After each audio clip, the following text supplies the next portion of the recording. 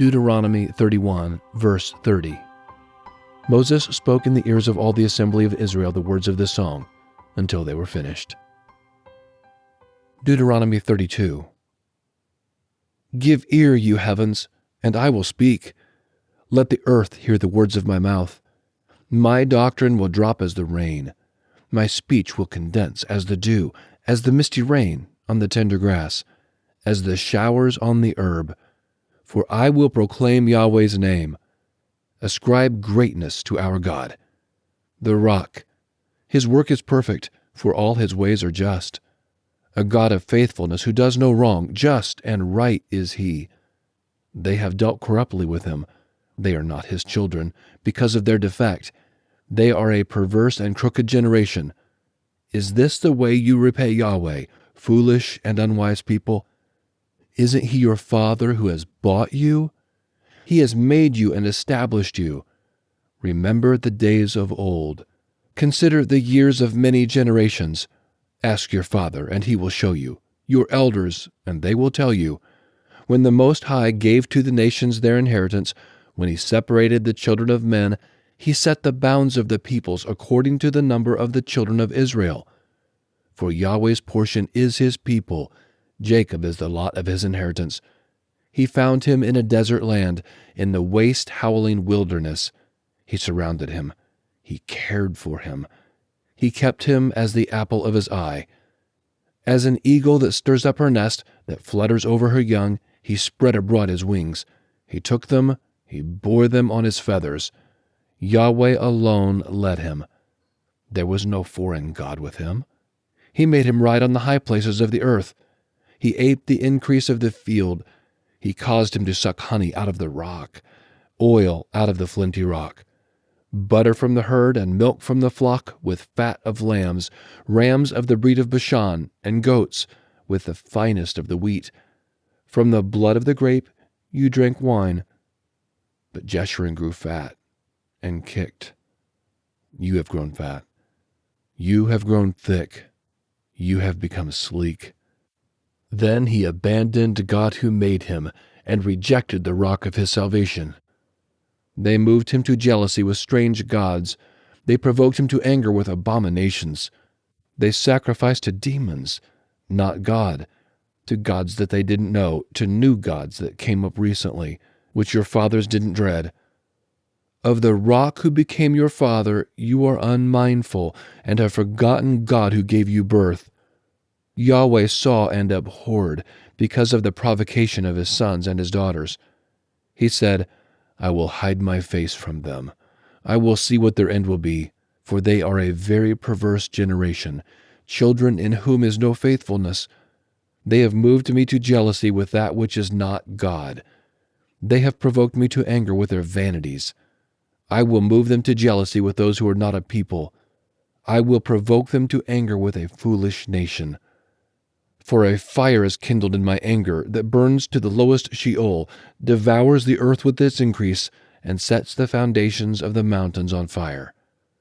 I will heap evils on them. I will spend my arrows on them.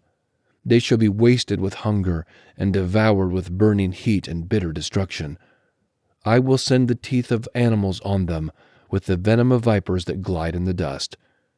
Outside the sword will bereave, and in the rooms terror on both young man and virgin, the nursing infant with the gray-haired man.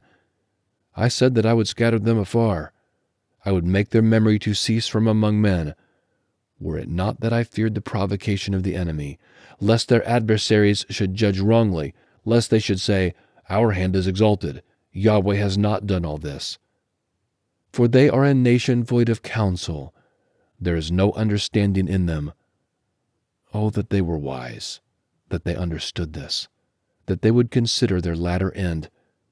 How could one chase 1,000 or two put 10,000 to flight, unless their rock had sold them, and Yahweh had delivered them up? For their rock is not as our rock. Even our enemies themselves concede. For their vine is the vine of Sodom, of the fields of Gomorrah.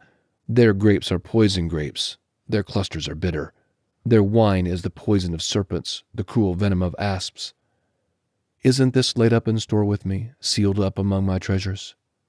Vengeance is mine, and recompense, at the time when their foot slides, for the day of their calamity is at hand. Their doom rushes at them. For Yahweh will judge his people, and have compassion on his servants, when he sees that their power is gone, that there is no one remaining, shut up or left at large. He will say, Where are their gods?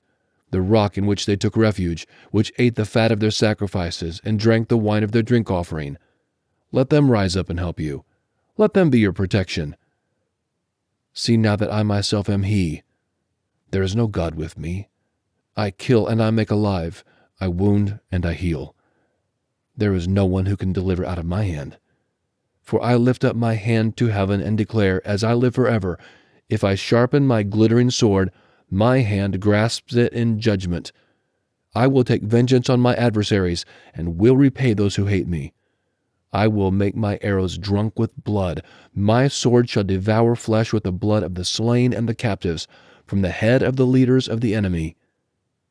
Rejoice, you nations, with his people, for he will avenge the blood of his servants. He will take vengeance on his adversaries, and will make atonement for his land and for his people. Moses came and spoke all the words of this song in the ears of the people, he and Joshua the son of Nun. Moses finished reciting all these words to all Israel. He said to them, Set your heart to all the words which I testify to you today, which you shall command your children to observe to do, all the words of this law, for it is no vain thing for you, because it is your life. And through this thing you shall prolong your days in the land, where you go over the Jordan to possess it. Yahweh spoke to Moses that same day, saying, Go up into this mountain of Abarim, to Mount Nebo, which is in the land of Moab, that is across from Jericho, and see the land of Canaan, which I give to the children of Israel for a possession.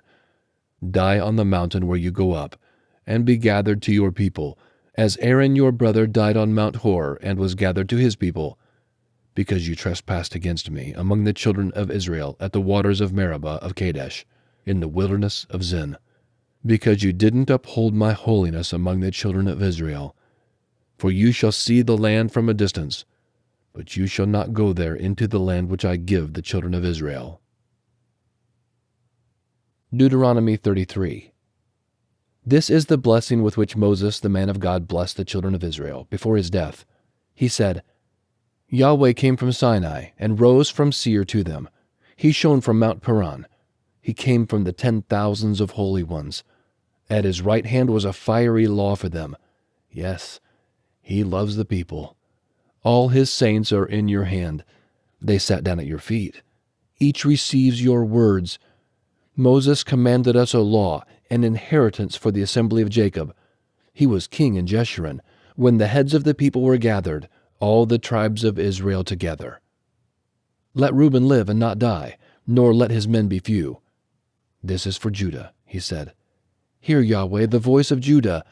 Bring him into his people. With his hands he contended for himself. You shall be a help against his adversaries. About Levi he said, Your Thummim and your Urim are with your godly one, whom you proved at Massah, with whom you contended at the waters of Meribah. He said of his father and of his mother, I have not seen him.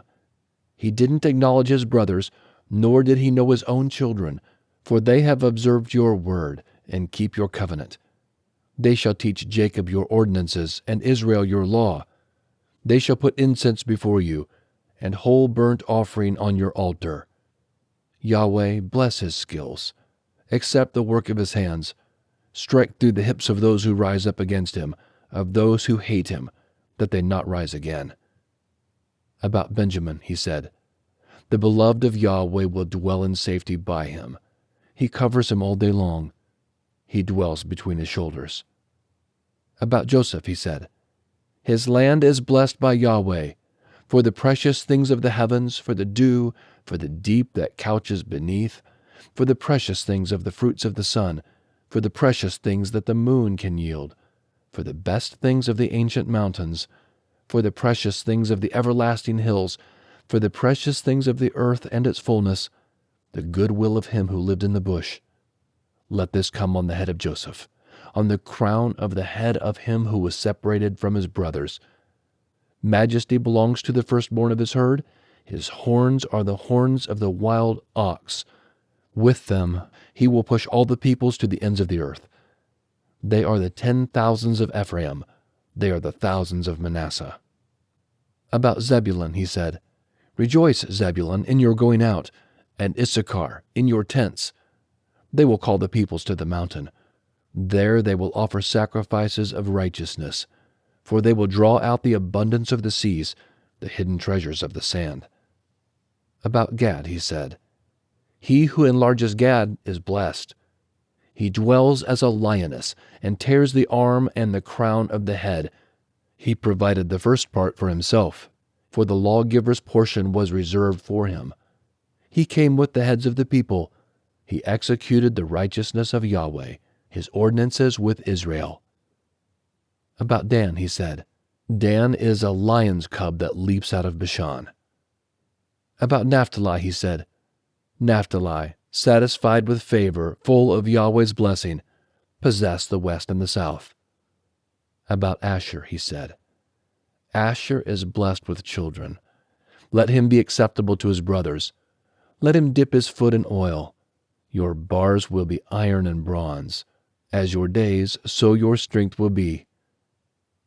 There is no one like God, Jeshurun, who rides on the heavens for your help, in his excellency on the skies. The eternal God is your dwelling place. Underneath are the everlasting arms. He thrust out the enemy from before you and said, Destroy. Israel dwells in safety, the fountain of Jacob alone, in a land of grain and new wine. Yes, his heavens drop down dew. You are happy, Israel. Who is like you, a people saved by Yahweh, the shield of your help, the sword of your excellency? Your enemies will submit themselves to you. You will tread on their high places. Deuteronomy 34. Moses went up from the plains of Moab to Mount Nebo, to the top of Pisgah, that is opposite Jericho. Yahweh showed him all the land of Gilead to Dan, and all Naphtali, and the land of Ephraim and Manasseh, and all the land of Judah to the western sea and the south, and the plain of the valley of Jericho, the city of palm trees, to Zoar. Yahweh said to him, This is the land which I swore to Abraham, to Isaac, and to Jacob, saying, I will give it to your offspring. I have caused you to see it with your eyes, but you shall not go over there. So Moses, the servant of Yahweh, died there in the land of Moab, according to Yahweh's word. He buried him in the valley in the land of Moab, opposite Beth Peor, but no man knows where his tomb is to this day. Moses was 120 years old when he died. His eye was not dim, nor his strength gone. The children of Israel wept for Moses in the plains of Moab 30 days, until the days of weeping and the mourning for Moses were ended. Joshua the son of Nun was full of the spirit of wisdom, for Moses had laid his hands on him. The children of Israel listened to him and did as Yahweh commanded Moses. Since then, there has not arisen a prophet in Israel like Moses, whom Yahweh knew face to face, in all the signs and the wonders which Yahweh sent him to do in the land of Egypt, to Pharaoh, and to all his servants, and to all his land, and in all the mighty hand, and in all the awesome deeds which Moses did in the sight of all Israel.